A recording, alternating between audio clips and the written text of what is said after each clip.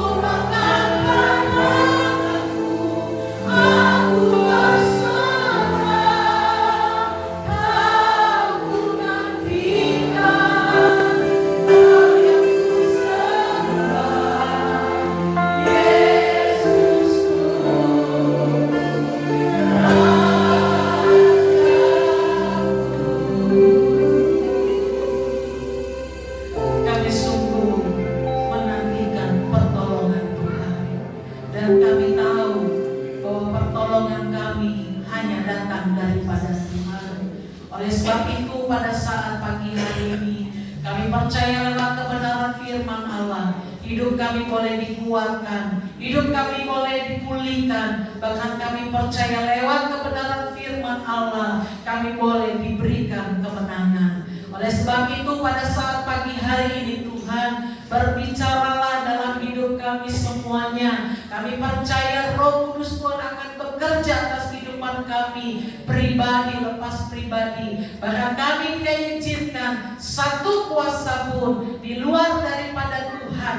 Kami bersatu hati, kami tolak, kami patahkan di dalam nama Yesus. Dan biarlah Roh Allah, Roh Tuhan yang memberkati hidup kami. Kami akan duduk diam untuk mendengarkan setiap kebenaran firman Tuhan. Di dalam nama Tuhan Yesus kami berdoa kepada Tuhan. Haleluya. Amin. Puji Tuhan. Shalom. Apa kabarnya Bapak Ibu Saudara? Luar biasa ya. Tuhan Yesus begitu baik. Tuhan Yesus begitu luar biasa. Kasih setia Tuhan terus menyertai hidup kita semua. Baik, sama-sama saya rindu untuk berbagi kebenaran firman Allah. Kalau 2 minggu yang lalu saya berkhotbah tentang bagaimana perjalanan kehidupan daripada Ishak, dan minggu ini saya akan berbicara bagaimana tentang keluarga daripada Ishak. Bahkan ada satu pernyataan Tuhan di dalam kitab Maleakhi pasal yang pertama ayat yang ke-1 sampai yang ke-3, tapi itu diulangi di dalam kitab Roma pasal yang ke-9 ayat yang ke-12 sampai yang ke-16. Kita sama-sama membuka Alkitab kita di dalam kitab Roma pasal yang ke-9 ayat yang ke-12 sampai ayat yang ke-16. Kita akan baca bersama-sama pada hitungan yang ketiga. 1, 2, 3. Dikatakan kepada Ribka, anak yang tua akan menjadi hamba anak yang muda. Seperti ada tertulis, aku mengasihi Yakub, tetapi membenci Esau.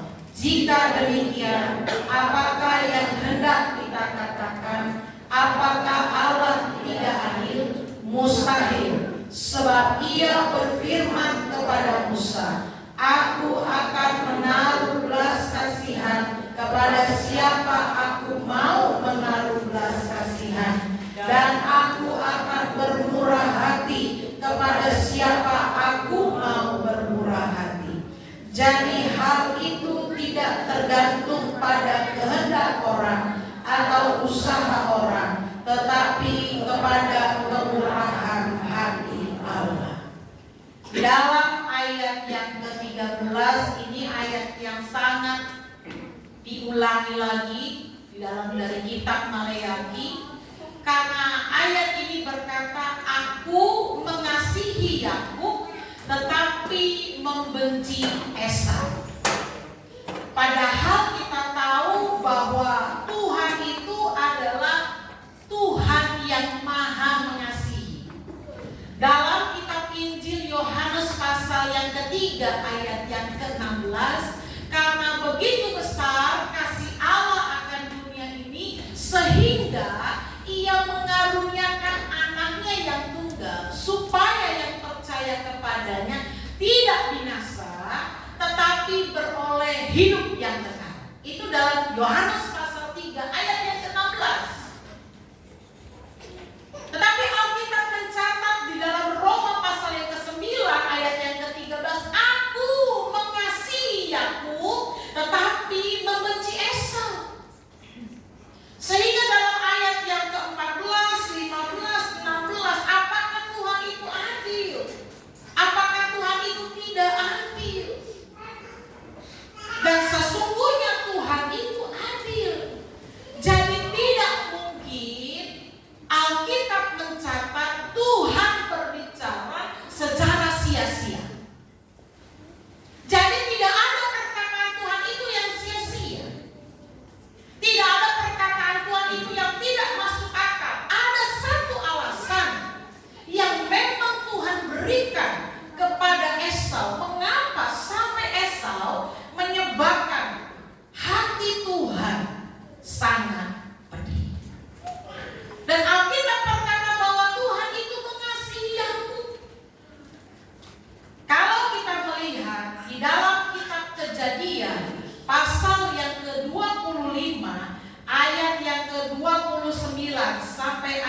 yang ke-38, kita buka Alkitab kita. Ini yang menjadi latar belakang di mana Tuhan akhirnya membenci karakter daripada Esau. Kejadian pasal yang ke-25 ayat yang ke-29 sampai ayat yang ke-34. Demikian saya akan bacakan, Bapak Ibu Saudara silakan menyimak. Pada suatu kali Yakub sedang memasak sesuatu, lalu datanglah Esau dengan lelah dari padang. Kata Esau kepada Yakub, berikanlah kiranya aku menghirup sedikit dari yang merah-merah itu, karena aku lelah. Itulah sebabnya namanya disebutkan Edom. Tetapi kata Yakub, juallah dahulu kepadaku hak kesulunganmu.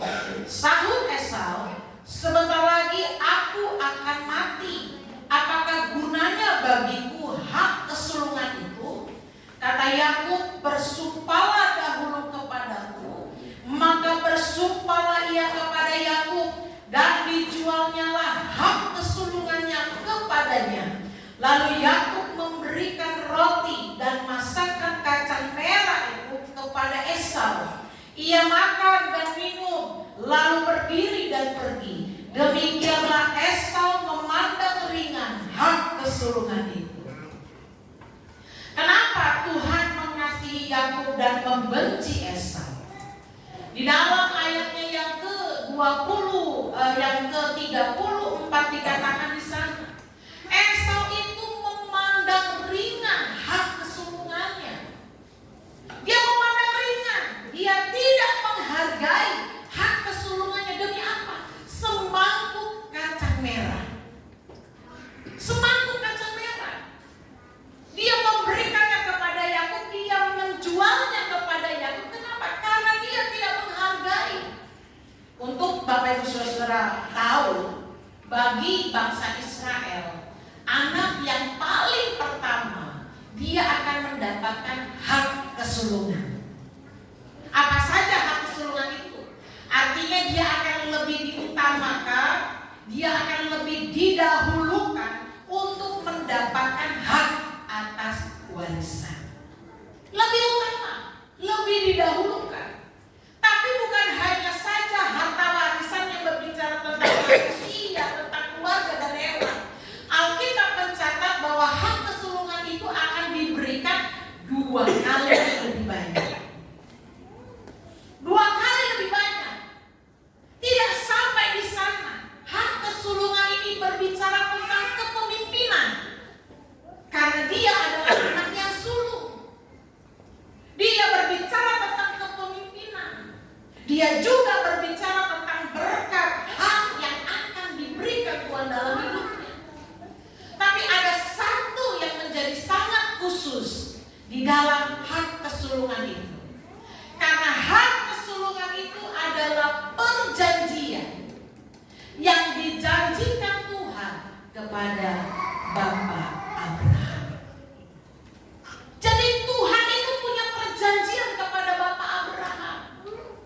Dan perjanjian Tuhan dengan Bapa Abraham itu akan diberikan bagi yang sulung. Sehingga anak yang sulung itu akan mendapatkan hak kesulungan itu sendiri.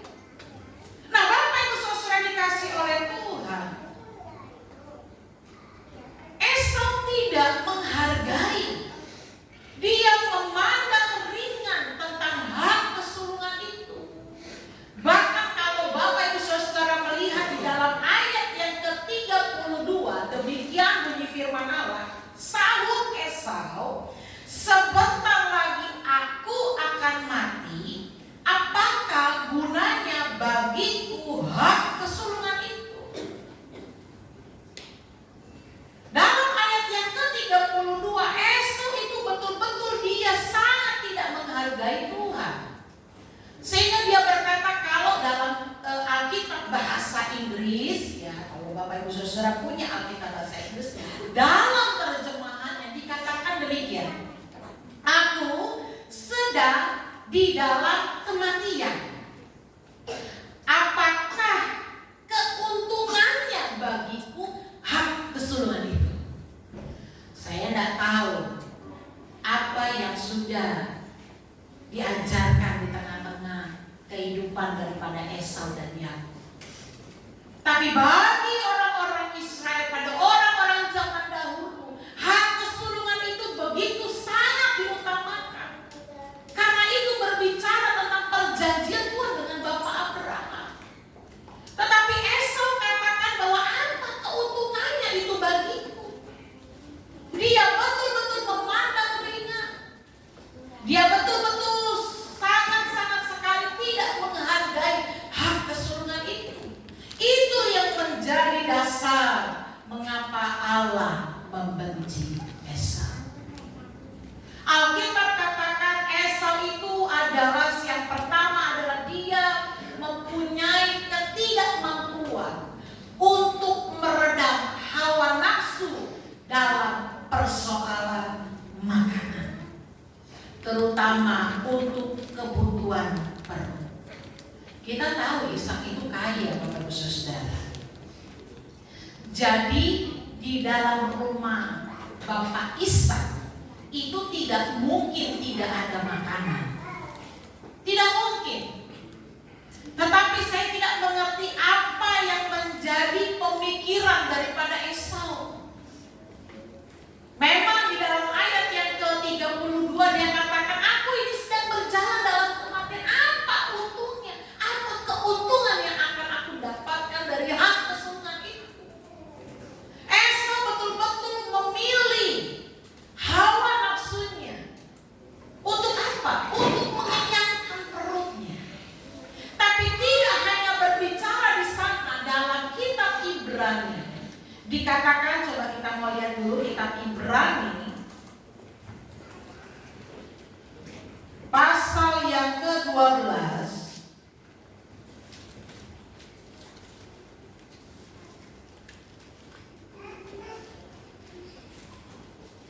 Ibrani pasal yang ke-12 ayat yang ke-16 sampai ayat yang ke-17.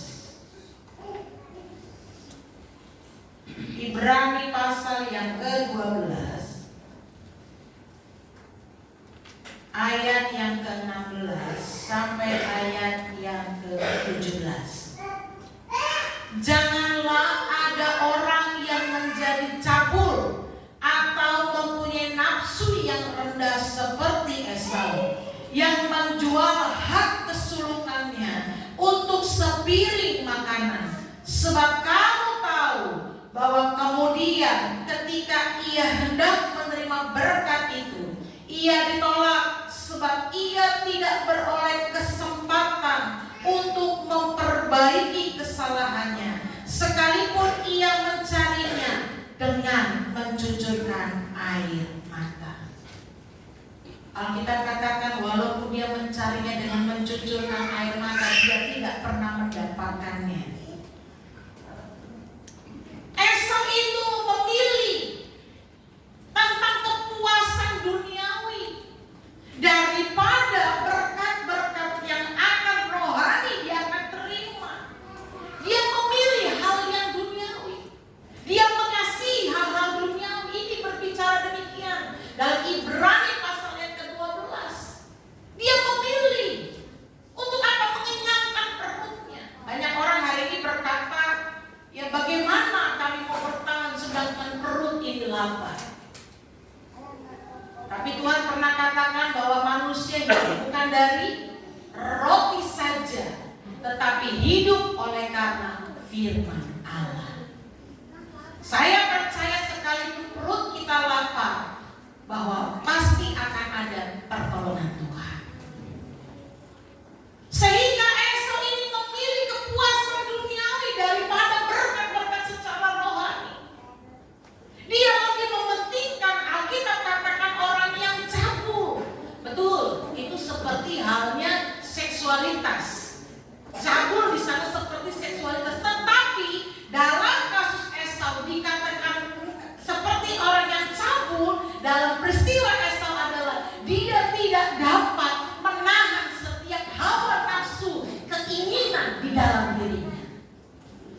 di dalam diri kita seringkali pada waktu kita mau melakukan sesuatu, ada kan suara yang berbicara, jangan lakukan. Karena kita tahu ada firman Allah yang menjadi patokan. Tapi seringkali juga kita waktu kita mau melakukan sesuatu, ada suara yang berbicara, ayo lakukan. Nah, kira-kira mana yang lebih benar? Apakah kita mengambil satu keputusan yang sesuai dengan kebenaran firman Allah? Atau apakah kita menerobos setiap yang apa akan kita lakukan yang bertentangan dengan kebenaran firman Tuhan? Sehingga Alkitab katakan Esau ini lebih memilih kepuasan duniawi daripada berkat-berkat yang akan Tuhan berikan. Dan Yakub itu menyadari, Yakub itu tahu bahwa hak kesulungan itu sangat-sangat berarti. Enggak mudah, mana mungkin. Itu harusnya memang dimiliki oleh anak yang pertama. Kecuali memang dia meninggal, sehingga hak yang pertama itu menjadi yang kedua. Tapi kalau dia masih hidup, dia yang akan menjadi lebih utama. Itulah hak kesulungan.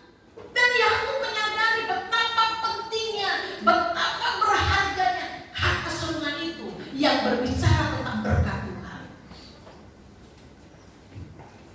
Tetapi Esau tidak pernah menghargai. Kenapa? Karena keinginannya, keinginan duniawinya lebih keras.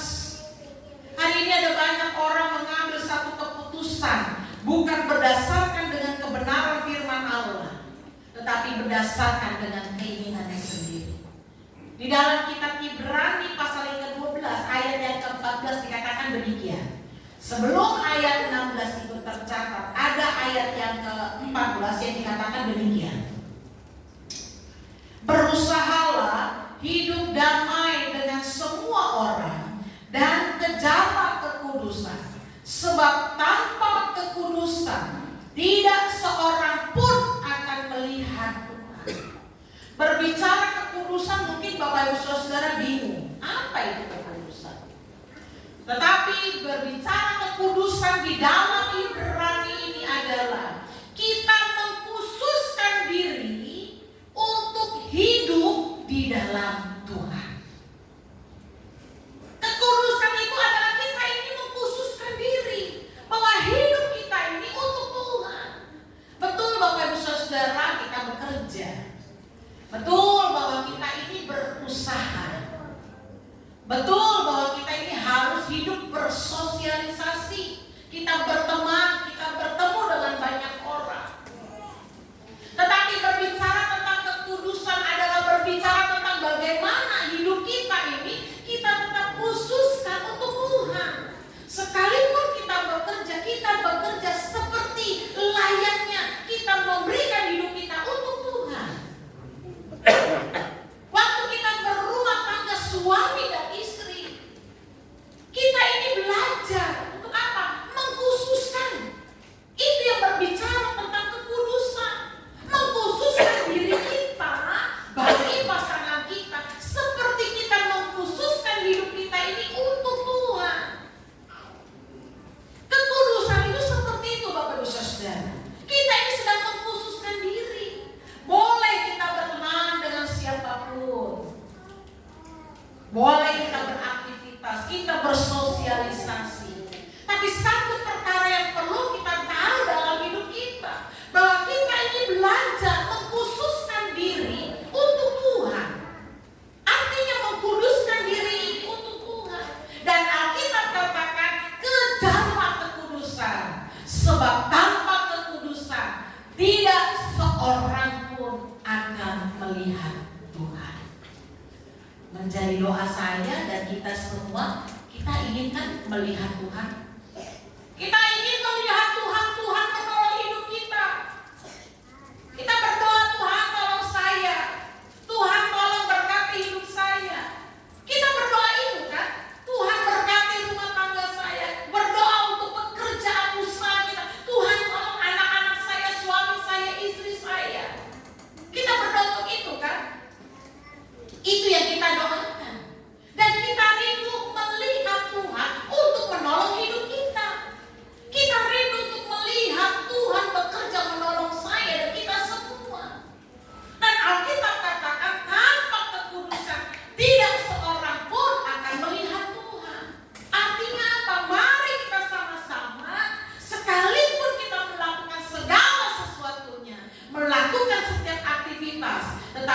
kita belajar untuk mengkhususkan hidup ini untuk Tuhan. Mengkhususkan hidup ini untuk Tuhan, Bapak Ibu Saudara. Kita belajar. Saya tidak serta-merta atau Alkitab berkata, oh jangan main dengan orang ini, ya jangan bergaul dengan orang tidak. Kita boleh bersosialisasi karena kita diberikan free will. Artinya apa? Kehendak bebas. Bapak Ibu Saudara pagi hari ini datang beribadah, saya percaya itu karena kehendak Bapak Ibu Saudara untuk melangkah ke gereja. Untuk melangkah ke gereja. Dan pada saat pagi hari ini kita mau belajar, tidak seperti Esau. Dia berkata, aku ini dalam kematian. Orang-orang yang dalam kata-kata pesimis menurut saya. Padahal pada waktu dia meminta semangkuk kacang merah itu, dia adalah masih seorang pemuda yang sangat muda. Sangat muda. Yakub saja belum menikah. Sangat muda. Artinya masih sangat muda. Tapi dia berkata, aku ini sedang berada dalam kematian. Dan dia berkata, apa itu untungnya, keuntungan? Dalam Alkitab bahasa Inggris dikatakan benefit. Keuntungan, cuan kalau orang sekarang bilang. Apa itu untungnya? Hak kesulungan itu apa untungnya? Tapi dia tidak tahu dan dia tidak menyadari betapa pentingnya hak kesulungan itu. Sehingga Yakub itu dia bilang, ayo tukar dulu nih semangkuk kacang merah. Kacang merahnya itu bukan hanya sekedar kacang merah, Bapak Saudara, tapi ada dagingnya di sana. Wangi. Sehingga waktu dia pulang dari ladang dia cium yang wangi. Mulai rasa lapar. Padahal saya percaya dalam rumahnya banyak makanan. Tapi karena dia mencium sup kacang merah itu yang wangi sekali. Ya Bapak Ibu pernah makan bernebon ya, Tuan Manado bernebon kaki babi pakai kacang merah. Enak banget. Wangi banget. Esau tergoda. Kacang merah yang wangi itu. Sehingga apa dia katakan? Dia jual. Dia berikan. Kenapa? Dia katakan, aku ini sedang hidup dalam kematian. Apa untungnya? Nafsunya itu. Apa? Perut lapar. Tetapi perut yang lapar itu berbicara tentang hawa nafsu yang sangat bergelora dalam hidupnya. Sehingga dia mengambil satu keputusan duniawi yang diambil, bukan keputusan rohani di dalam Tuhan. Bapak Ibu Saudara, hari ini banyak kesulitan, banyak kesusahan. Saya tidak memungkirinya. Tapi satu hal yang perlu kita tahu, kita mau tetap terus hidup memilih perkara-perkara rohani. Kita mau pilih perkara-perkara rohani. Dan ini hal-hal inilah yang dibenci, yang tidak disukai oleh Tuhan. Kenyataan inilah yang menjadi pelajaran bagi kita semua. Saya yakin dan percaya kita semua di pagi hari ini tidak ada satu orang pun yang ingin dibenci oleh Tuhan. Tidak ada. Tapi kita ingin, kita rindu dikasih oleh Tuhan. Kita rindu dicintai oleh Tuhan. Saya melihat daripada Yakub, kenapa Tuhan itu mencintai Yakub? Memang yang pertama adalah Yakub itu tahu pentingnya hak kesulungan. Yang kedua, dia melihat, dia mau menghargai Tuhan dan pentingnya Tuhan itu dalam hidupnya. Dia tahu. Sehingga kenapa Tuhan gak hukum itu? Seharusnya sebagai manusia kan berkata, ya aduh kasihan tuh Esau, ditipu sama Yakub, kan begitu? Ditipu, kasihan. Tapi mengapa Tuhan berbalik lebih mengasihi Yakub dan membenci Esau? Karena Tuhan tak suka keputusan yang diambil oleh Esau.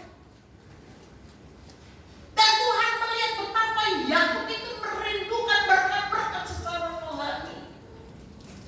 Sebagai ayat yang terakhir di dalam kitab Kejadian pasal yang ke-28, ayat yang ke-12 sampai ayat yang ke-15. Kita akan lihat. Kitab Kejadian pasal yang ke-28. Ayat yang ke-12 sampai ayat yang ke-15. Demikian. Maka bermimpilah ia, di bumi ada didirikan sebuah tangga yang ujungnya sampai di langit, dan tampaklah malaikat-malaikat Allah turun naik di tangga itu. Berdirilah Tuhan di sampingnya dan berfirman, Akulah Tuhan, Allah Abraham, nenekmu, dan Allah Ishak. Tanah tempat engkau berbaring ini akan kuberikan kepadamu dan kepada keturunanmu. Keturunanmu akan menjadi seperti debu tanah banyaknya, dan engkau akan mengembang ke sebelah timur, barat, utara, dan selatan. Dan olehmu serta keturunanmu semua kaum di muka bumi akan mendapat berkat. Ayat yang ke-15. Sesungguhnya aku menyertai engkau, dan aku akan melindungi engkau kemanapun engkau pergi, dan aku akan membawa engkau kembali ke negeri ini. Sebab aku tidak akan meninggalkan engkau, melainkan tetap melakukan apa yang kujanjikan kepadamu. Setelah peristiwa di mana pada waktu itu Yakub menipu daripada Esau, mengambil hak kesulungan, dan pada waktu itu waktu berdoa, pada waktu Bapak Ishak itu mau berdoa, hanya berkat-berkat saja diberikan oleh Yakub, sedangkan Esau tidak ada. Tadi di dalam kitab Ibrani dikatakan dia sekalipun mencucurkan air mata, dia menangis meminta berkat, sudah tak ada, karena sudah tak ada lagi berkat. Hak kesulungan sudah diberikan, berkat itu sudah diberikan kepada Yakub, dan Esau tidak menerima satupun berkat. Sehingga kalau nanti Bapak Ibu Saudara baca dalam kitab Maleakhi ayat pertama, ayat 1 sampai ke 3, dikatakan di sana tempat daripada Esau itu kosong, gersang, tidak ada apa-apa yang baik. Karena itulah janji Tuhan. Karena dia tidak betul-betul secara hidup dengan baik dan benar, tidak menghargai hak kesulungan itu. Ibrani katakan sekalipun sampai mencucurkan air mata, dia nggak bisa ubah itu semua lagi. Tapi dalam ayat yang ke-12, 13, 14, 15, Tuhan sendiri datang kepada Yakub. Apa? Untuk menyatakan janjinya. Di dalam ayat yang ke-15, sesungguhnya aku menyertai engkau, dan aku akan melindungi engkau kemanapun engkau pergi. Dikatakan sana, aku akan membawa engkau kembali kepada negeri ini. Kenapa? Karena pada waktu itu Yakub pergi. Yakub pergi karena Esau mengambil, saya pengen bunuh Yakub. Nanti kalau ayah saya bilang saya ingin bunuh Yakub, waktu dia pergi, Tuhan bilang, aku akan membawa engkau kembali ke negeri ini. Sebab aku tidak akan meninggalkan engkau, melainkan tetap melakukan apa yang kujanjikan kepadamu. Bapak Ibu Saudara, kita tahu Yakub itu kemanapun dia pergi, nanti Bapak Ibu Saudara baca dalam kitab Kejadian, dia diberkati Tuhan dengan limpah. Waktu Tuhan Yakub ingin kembali, Tuhan tutup, Tuhan kembalikan kembali ke Betel. Tidak sampai di sana. Alkitab katakan Yakub itu ketika dia bergumul dengan malaikat Tuhan, dan Yakub itu mengalami kemenangan. Tidak ada seorang pun yang bergumul, bertempur dengan malaikat Tuhan akan menang. Tapi Alkitab katakan Yakub itu menang, sehingga diganti namanya menjadi apa? Israel. Dan hari ini kitalah keturunan Israel secara rohani. Ada banyak tantangan, ada banyak persoalan, tapi satu hal, jangan pernah kita melupakan Tuhan kita, meninggalkan Tuhan kita. Sekarang lagi booming katanya Yesus bukan juru selamat. Biarkan saja itu berkata demikian. Tapi satu hal yang kita mau percaya, Yesus itu Juru selamat saya dan kita semuanya. Pemain musik saya akan maju ke depan. Saya rindu menaikkan sebuah pujian, kekuatan dan penghiburan diberikan Tuhan kepadamu. Tiap hari aku dibimbingnya, tiap jam dihibur hati. Dan dikatakan sesuai dengan kebenaran firman Tuhan, dengan nikmat Tuhan, ku diberikan apa yang kau perlu. Suka dan derita itu bergantian, tetapi memperkuat iman saya dan kita semuanya. Kekuatan serta penghiburan diberikan Tuhan kepadamu. Haleluya Yesus.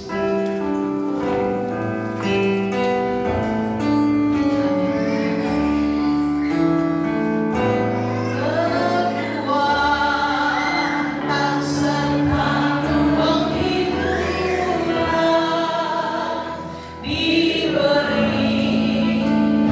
Tuhan padaku tiap hari. Tiap hari aku dibimbingnya,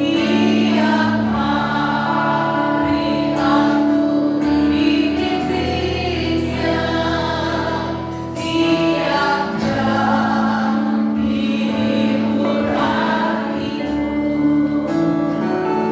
Dan sesuai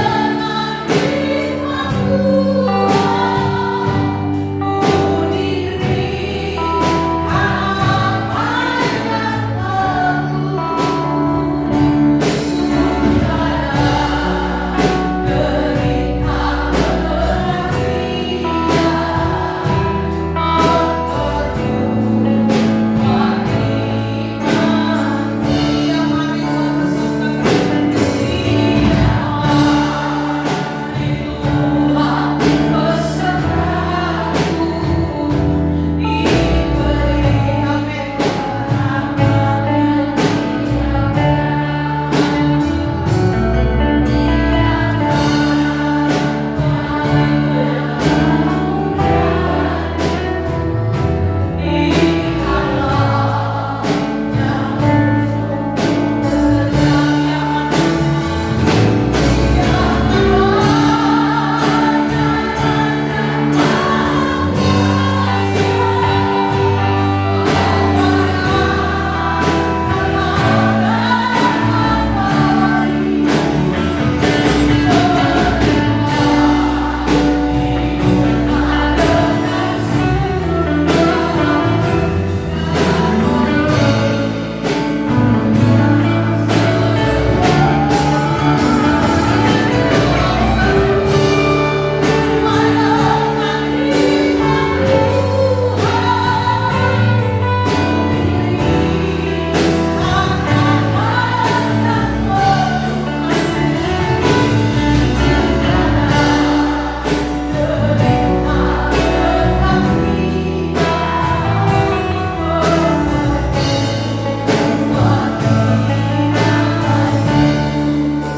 Bapak Ibu Saudara dikasih oleh Tuhan, apa yang menjadi masalahmu, apa yang menjadi persoalanmu, saya percaya pagi hari ini kita rindu dikasihi oleh Tuhan, kita rindu disayangi oleh Tuhan. Sesuai dengan kebenaran firman Allah pagi hari ini, biarlah kita meninggalkan setiap nafsu-nafsu duniawi, tetapi kita belajar untuk mengkhususkan hidup kita hanya bagi Tuhan. Kita berkata suka dan duka itu bergantian, tapi satu perkara yang kita tahu, bahwa itu semua akan memperkuat iman saya dan kita semuanya. Setiap hari Tuhan menghibur kita, setiap hari Dia menuntut tangan saya dan tangan kita semua.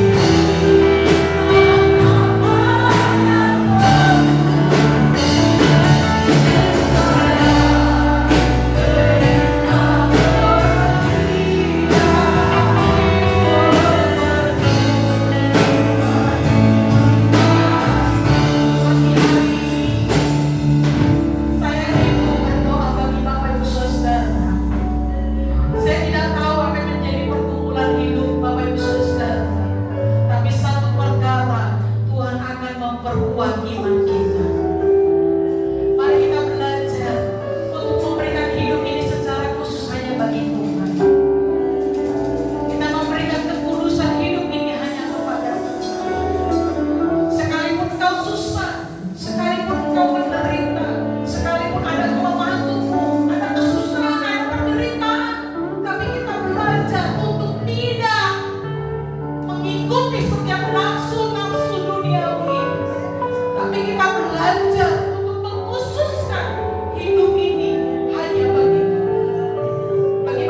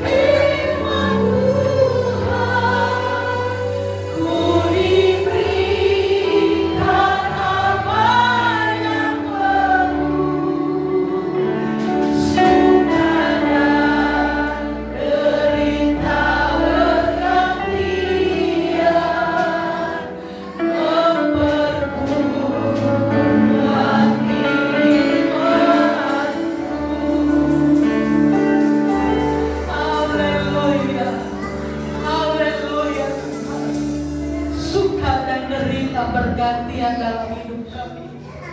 Ada kalanya kami mengalami sukacita yang luar biasa.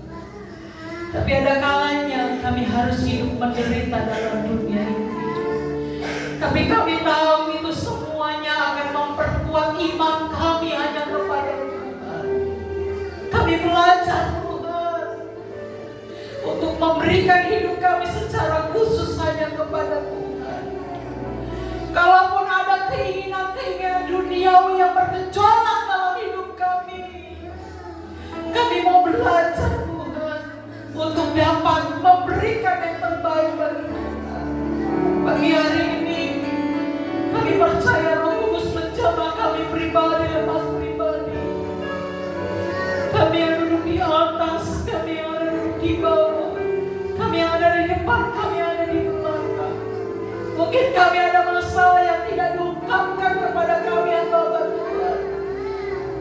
Tapi kami percaya Tuhan melihat keberadaan kami sampai yang paling terdalam. Tuhan menampung setiap air mata kami dalam kehidupan-Mu Tuhan. Dan biarlah pada saat pagi hari ini sesuai dengan janji kebenaran firman Allah, kami akan pegang teguh di dalam Tuhan. Tuntun kami Tuhan, pegang tangan kami. Ketika kami maju dan melangkah, kami percaya kuasa Tuhan yang bekerja secara ajaib.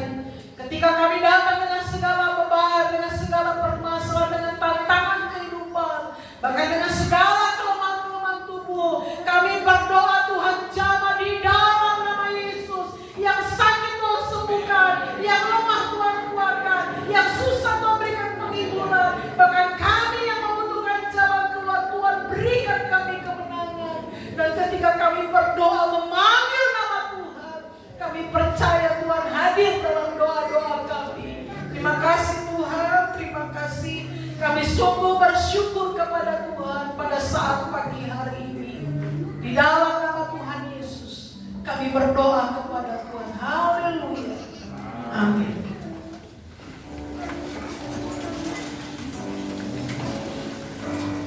Puji Tuhan, firman Tuhan yang sangat memberkati.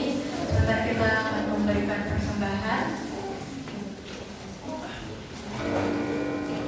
Kita bersatu dalam doa. Terima kasih Tuhan Yesus, terima kasih ya Bapa, Kau telah menyertai ibadah kami dari awal hingga saat ini. Yesus, kiranya sebentar Kau ingin memberikan persembahan Tuhan. Kiranya Engkau memberkati tangan-tangan yang memberi maupun belum dapat memberi Yesus. Kiranya terima kasih Tuhan Yesus, dalam nama-Mu kami berucap syukur. Haleluya. Amin.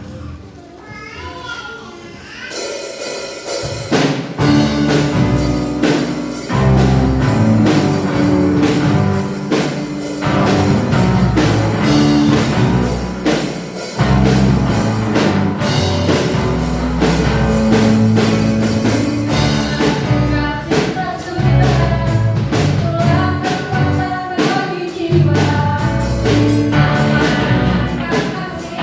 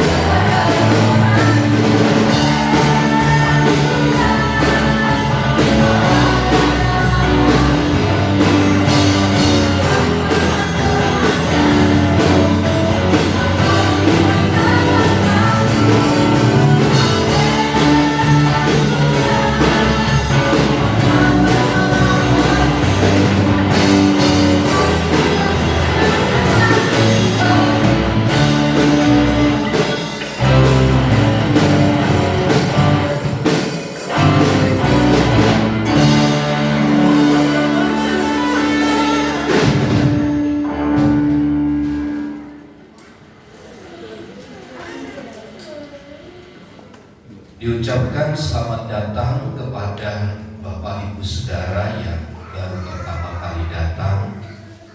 Kami bersuka cita untuk kehadiran Bapak Ibu Saudara. Kiranya kita menjadi satu keluarga yang saling menopang, saling mendukung di dalam doa, ya.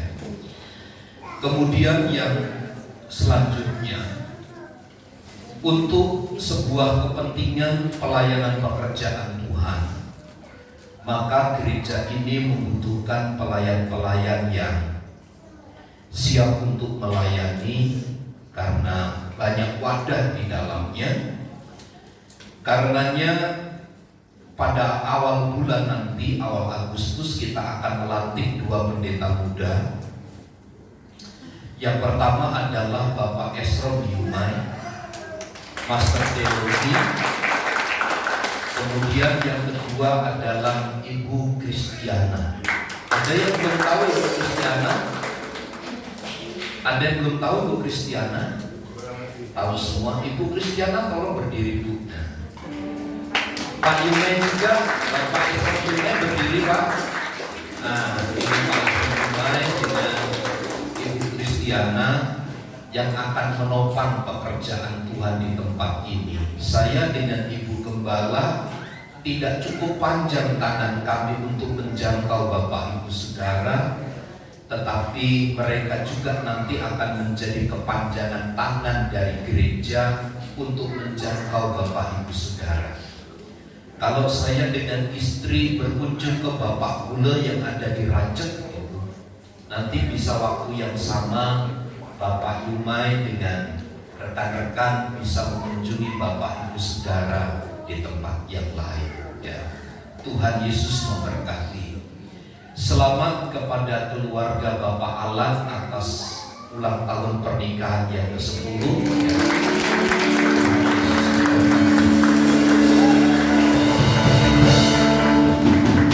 Diucapkan juga selamat mengarungi bahtera rumah tangga yang baru kepada Bapak Panca dan Ibu Lia.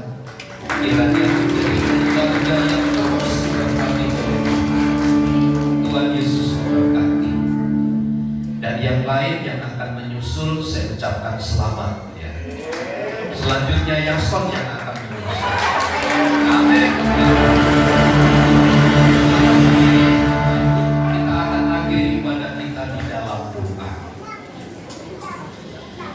Pujian, hormat, syukur kami naikkan kepada Tuhan, oleh sebab Tuhan yang telah memungkinkan semua ibadah ini berjalan dengan baik. Satu hal yang terus kami ingat, bahwa belas kasihan, berkat dan kemurahan Tuhan akan terus memimpin dan menyertai kami sekalian. Berkatilah seluruh jemaat Tuhan, baik dari keluarga, rumah tangga, segala usaha dan pekerjaan yang mereka kerjakan.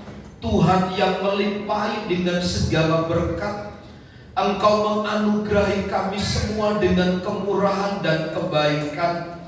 Sekiranya mungkin ada halangan, ada kesulitan, Tuhan yang memberikan kekuatan kepada kami untuk kami dapat melihat pintu-pintu yang terbuka dari Tuhan. Karenanya kami tetap meminta kemurahan Tuhan menyertai kami sekalian. Kami sebagai anak, kami sebagai orang tua, kami sebagai suami, sebagai istri, Tuhan berkatilah kami dengan berlimpah. Engkau yang akan membuat kami menjadi semakin berhasil, berkelimpahan oleh karena kemurahan dan berkat Tuhan. Demikian hamba berdoa bagi jemaat-jemaat Tuhan yang sakit, Engkau pulihkan mereka dengan sempurna. Bapak Galinggi, pulihkan dalam nama Yesus. Saudari Erika, Saudari Cindy Sitorus, hamba mohon kemurahan dan kebaikan Tuhan nyata bagi mereka sekalian. Hamba berdoa bagi Bapak Simanjuntak, hamba berdoa bagi Bapak Filipus Sugito, di mana mereka terpanggil untuk menjadi pelayan-pelayan-Mu pada bagian-bagian pemerintahan. Tuhan berkati setiap rencana mereka. Tuhan dahului, Tuhan berkati dalam nama Yesus. Hamba berdoa, berkati bangsa dan negara kami. Berkatilah gereja-gereja Tuhan dimanapun berada. Mereka yang teraniaya, yang mereka yang mengalami kesulitan, tangan Tuhan yang menopang. Berkatilah gerejamu di tempat ini. Kerinduan kami untuk memperlebar, memperluas ruangan ibadah, Engkau yang menyediakan semuanya. Kemuliaan dan hormat hanya bagi Tuhan. Di dalam nama Yesus kami berdoa. Mari saudaraku, angkat tanganmu dan terimalah berkat Tuhan. Tuhan memberkati dan melindungi engkau. Tuhan menyinari engkau dengan wajah-Nya dan memberi engkau kasih karunia. Tuhan menghadapkan wajah-Nya kepadamu dan memberi engkau damai sejahtera. Kiranya kasih karunia Tuhan Yesus Kristus dan kasih Allah serta persekutuan Roh Kudus menyertai kita sekalian saat ini dan sampai selama-lamanya. Kami terima segala berkat Tuhan di dalam nama Tuhan Yesus Kristus. Kita semua yang percaya dan diberkati bersama katakan amin. Bapa, terima